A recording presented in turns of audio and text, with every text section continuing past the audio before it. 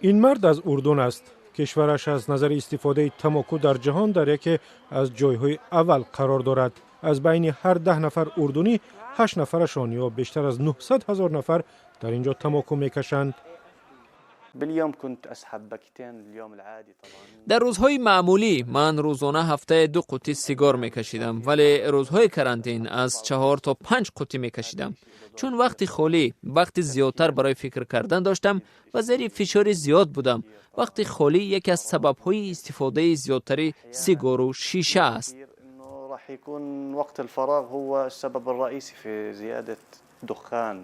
سازمان جهانی تندرستی میگوید خطر مرگ از کووید 19 با آنهایی که تماکو میکشند 50% بیشتر از آنهایی است که تماکو استفاده نمیکنند.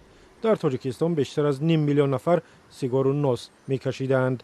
خیلی هست که همین نوس هرچند کوشش میکنیم چند بارشون هیچ نکنیم بس کرده باشه. این ساکن ختلان بعد از سالها نوسکشی را بس کرده است و دیگران هم چون این توصیه می‌دهد. خط تست پاتوتن خاکی همین مثال عمر دراز شوا و سلامتی ناز نوسا می پاتوی سیگارت کتی نوسا پولش جمع کنی یک کمبودی زندگی میشود. مقصد یا فرزند یا پوپشی میگیری یک لباس میخری یا بهترین کار میشه.